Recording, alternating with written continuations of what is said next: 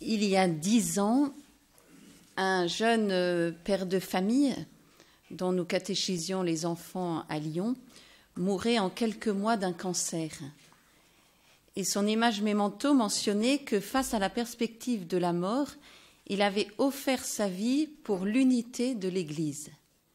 Et c'est vrai que cela nous avait beaucoup frappé, beaucoup touché, qu'un jeune père de famille de 42 ans, médecin, père de 4 enfants, laïque, porte cette intention de l'unité de l'Église aussi enracinée dans le cœur. Et il est clair que cet homme avait ouvert son cœur à l'Esprit Saint, cet esprit qui nous a dit Jésus vous fera ressouvenir de tout ce que je vous ai dit. J'ai pris toutes les citations bibliques dans la Tobe. Donc nous avons, grâce aux évangiles, beaucoup de paroles de Jésus. Voilà. Et nous venons bien de redire que ces paroles sont bien de Jésus. Et parmi ces paroles, les plus touchantes sont celles qu'il a prononcées le jeudi saint au soir. Nous savons tous, déjà dans la vie ordinaire, combien les dernières paroles d'une personne qui sait qu'elle va mourir sont importantes, sont précieuses. Donc d'autant plus les paroles de Jésus à la veille de son sacrifice sur la croix. Et Jésus, après avoir parlé aux apôtres, va prier son Père, donc c'est dans le chapitre 17 de Saint Jean, et il prie pour ses disciples, il prie pour nous. Et il dit que tous soient un comme toi, Père, tu es en moi et que je suis en toi. Qu'ils soient en nous eux aussi, afin que le monde croie que tu m'as envoyé. Et on retrouve d'ailleurs aussi cette relation entre l'unité des disciples et puis la foi de ceux qu'on va évangéliser. On en parlait un petit peu hier, que après, au cours de l'évangélisation, certains disaient « mais vous parlez tous de Jésus, mais vous n'êtes pas unis entre vous ». Le cas de ce père de famille qui avait offert sa vie donc pour l'unité de l'Église n'est pas isolé. Donc c'est clair que tout au long de l'histoire, les chrétiens ont prié et offert pour l'unité de l'Église. Mais il est un fait cependant qu'à partir du XXe siècle, il va y avoir comme un vaste mouvement, donc qu'on a appelé le mouvement œcuménique, dont l'origine est avant tout l'Esprit Saint, qui a traversé l'Église. On peut dire que dans toutes les confessions chrétiennes, donc les catholiques, mais aussi les protestants, même les orthodoxes, même si c'est plus discret, ça a aussi été réel chez eux, dans toutes ces confessions chrétiennes, il y a eu une conscience plus aiguë du scandale de la division et une volonté plus ferme d'y remédier. Et aussi en sachant reconnaître nos torts les uns et les autres. Donc ce mouvement a atteint donc des chrétiens de toute confession, de toute condition. Donc par exemple, il y a un prêtre anglican, Paul Watson, qui en 1908 va lancer aux États-Unis une octave de prière pour l'unité des chrétiens, donc du 18 au 25 janvier. C'est celle que nous connaissons encore actuellement, qui a été d'ailleurs ensuite reprise et puis répandue par un prêtre catholique français, lyonnais, l'abbé Couturier. C'est aussi, par exemple, une femme protestante qui, lors de la Première Guerre mondiale, va aller prier dans les églises catholiques pour que cesse la guerre entre frères chrétiens. Je disais, mais on est tous baptisés. Et ce qui est beau, c'est que cette femme va devenir la grand-mère de frère Roger, qui a fondé la communauté de Thésée.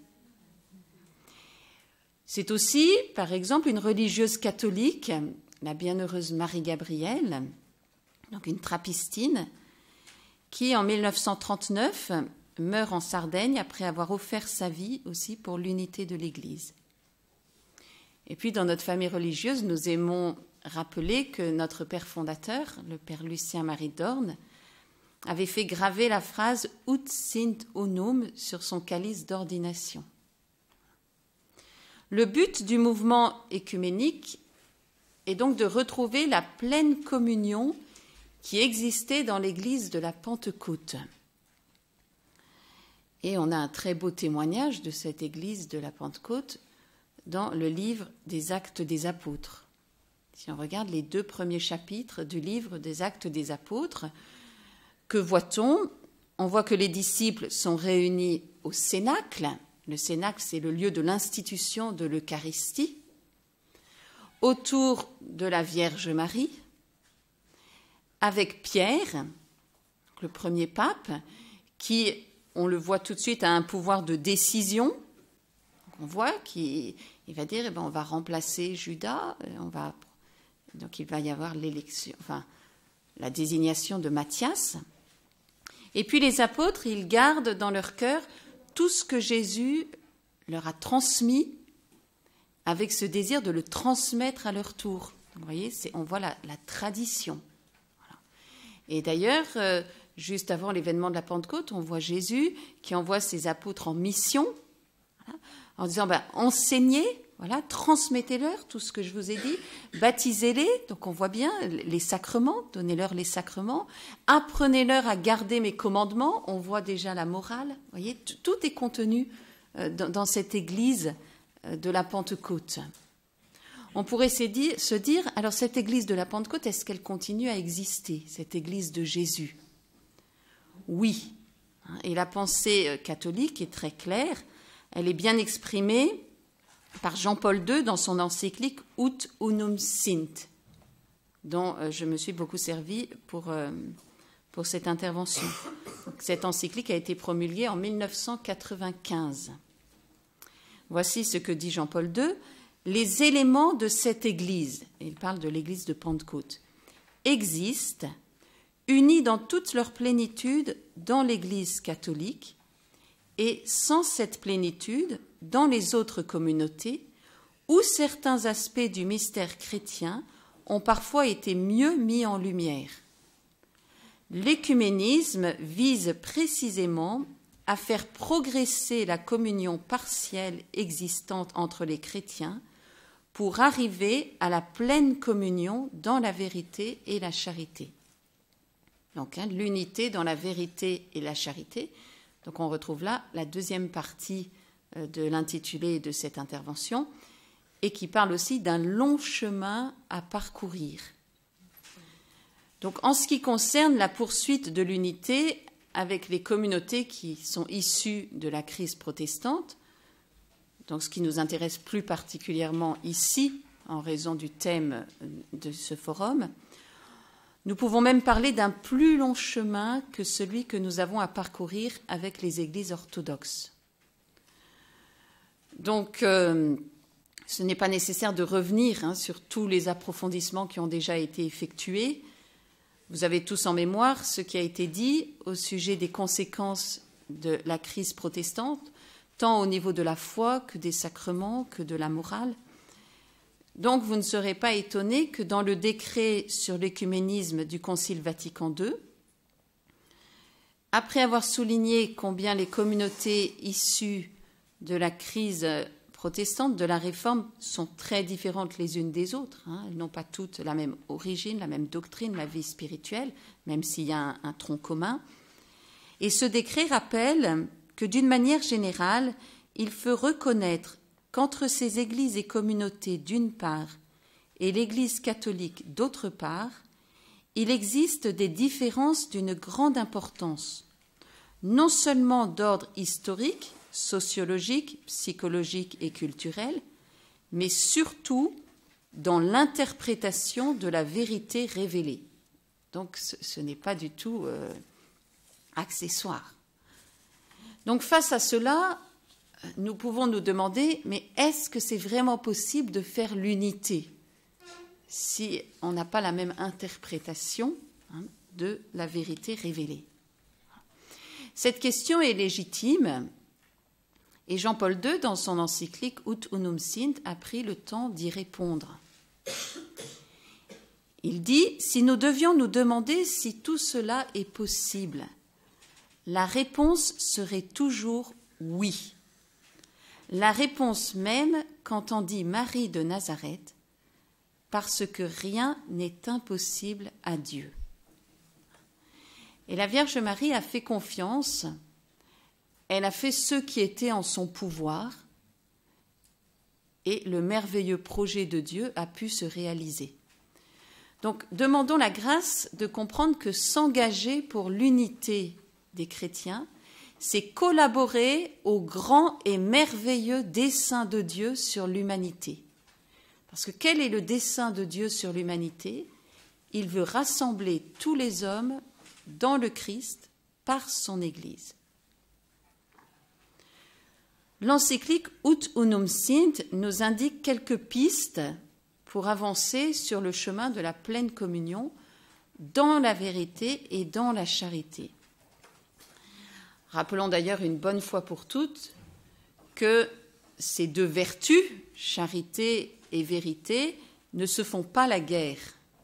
On a facilement tendance à les opposer, alors qu'au contraire, dans le cœur de Dieu, elles sont profondément unies. Et il faut aussi qu'elles le soient dans le cœur de ses disciples. Vous savez, il y a un psaume qui dit « Amour et vérité se rencontrent ». Et c'est dans la prière qui, selon le Concile Vatican II, est l'âme du mouvement œcuménique, que nous pourrons obtenir cette grâce d'allier vérité et charité. Tout d'abord, l'encyclique va nous inviter à un examen de conscience pour reconnaître en vérité nos manques de charité. Et c'est vrai qu'il faut faire cet examen de conscience en se disant, est-ce qu'il ne se cache pas dans un quelque recoin de mon cœur une certaine suffisance, un certain mépris des autres, des jugements de condamnation. Donc, pour nous, ça pourrait être du style, moi, je suis catholique. Mais est-ce que nous avons conscience que c'est un don qu'en soi, nous n'avons pas mérité ? Et c'est vrai que nous avons l'immense grâce de pouvoir bénéficier de la plénitude des moyens du salut. Mais justement, comment en profitons-nous ? On voit bien que certains de nos frères et sœurs protestants, qui en quelque sorte ont moins de moyens, ils n'ont pas l'Eucharistie, pas la plupart des sacrements, les lumières de la tradition, du magistère, certains sont plus attachés à Jésus que nous.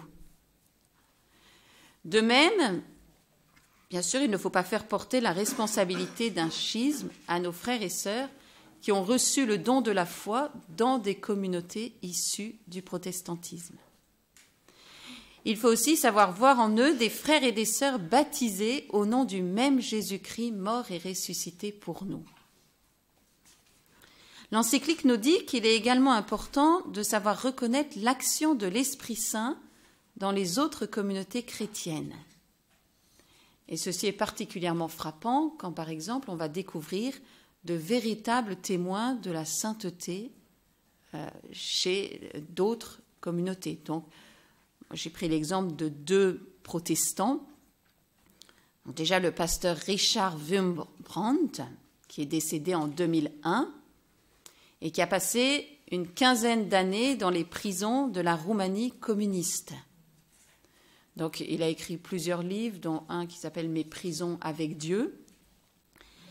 Il était marié et il avait prévenu son épouse qu'elle risquait de perdre son mari si, comme elle le pressait, il parlait contre le gouvernement. Et celle-ci lui avait répondu « Je n'ai que faire d'un mari lâche ». Donc, il avait parlé et il a été arrêté. Pendant 6 ans, il n'a pas pu voir sa famille. Et au bout de 6 ans, on lui a permis, au parloir de la prison, de voir son fils qui avait 15 ans, et donc il avait 9 ans quand il avait été arrêté. Et son fils avait un message à transmettre de la part de sa maman, qu'il a transmis très très vite, parce qu'au parloir, il y avait les gardes, et si on commençait à parler d'un sujet qui ne convenait pas, on était tout de suite retiré. Et son fils lui dit « Maman te fait dire que même si tu meurs en prison, tu ne dois pas être triste, car nous nous retrouverons tous au paradis. »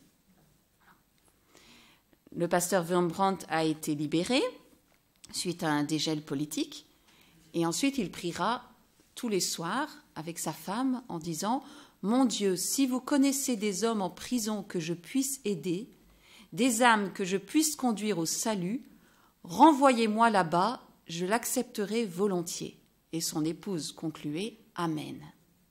et il a été de nouveau arrêté et torturé, etc.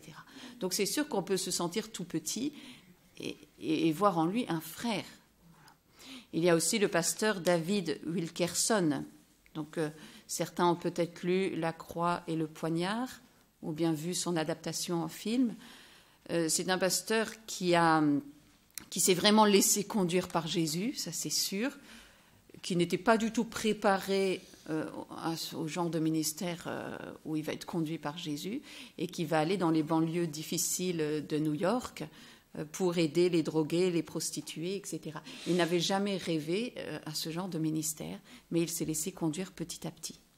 Donc si le temps nous permettait, on pourrait multiplier les exemples. Actuellement, il y a beaucoup de protestants évangéliques qui sont très zélés pour évangéliser la Chine, les pays musulmans. Et c'est bien vrai ce que dit Jean-Paul II dans l'encyclique, quand il y a une volonté sincère de suivre le Christ, l'Esprit sait souvent répandre sa grâce par des voies différentes des voies courantes. Et parmi ces témoins de la sainteté de Dieu, on peut mentionner particulièrement les martyrs. Et entre autres, ces martyrs de l'Ouganda, puisque ils ont été 23 anglicans et 22 catholiques à donner leur vie ensemble. Enfin, en 2 ans, il y a eu donc 55 martyrs dans ce pays.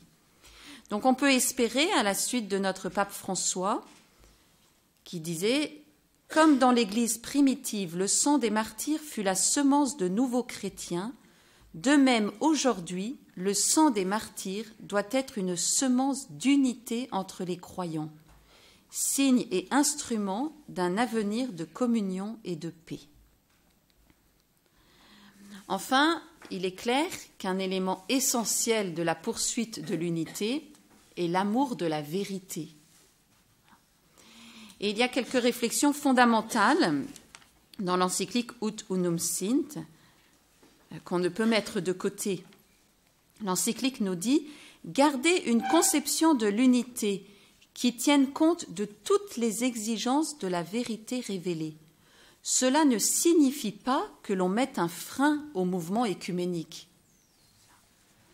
Au contraire, cela veut dire qu'on lui évite de s'accommoder de semblants de solutions qui n'aboutiraient à rien de stable ou de solide. » Et ça, c'est important à bien comprendre. En matière de foi, nous dit l'encyclique, le compromis est en contradiction avec Dieu qui est vérité. Les questions sérieuses doivent être résolues parce que si elles ne l'étaient pas, elles réapparaîtraient en d'autres temps, sous la même forme ou sous un autre visage. L'amour de la vérité est la dimension la plus profonde d'une recherche authentique de la pleine communion entre les chrétiens. Et d'ailleurs, l'encyclique nous dit même que sans cet amour de la vérité, il serait impossible d'aborder les difficultés objectives d'ordre théologique, culturel, psychologique et social que l'on rencontre dans l'examen des divergences. Alors bien sûr, ce dialogue sur les divergences objectives qui existent, l'encyclique nous rappelle que ce dialogue doit être mené entre experts. Voilà. C'est pas, il faut quand même être compétent, savoir exactement ce que dit l'Église et puis pour pouvoir en parler. Donc, l'encyclique dit, ce dialogue donc, devra être mené entre experts convenablement informés, qui permet à chacun d'expliquer plus à fond la doctrine de sa communauté et d'en présenter de façon claire les traits caractéristiques. Mais à notre niveau, nous pouvons prier pour ces experts et puis vivre aussi l'œcuménisme. Les derniers papes nous ont souvent appelés à collaborer dans des domaines où nous le pouvons, par exemple la lutte contre la pauvreté, etc., avec nos frères séparés. Donc terminons en nous tournant vers le ciel, puisque Jean-Paul II nous rappelle que, au ciel, la communion encore imparfaite de nos communautés est en vérité solidement soudée par la pleine communion des saints. Voilà. au ciel, les baptisés orthodoxes, protestants et catholiques, qui sont parvenus au salut grâce à Jésus et puis grâce aussi à la foi qu'ils avaient reçue dans leur Église, sont profondément unis entre eux et ils peuvent intercéder pour nous.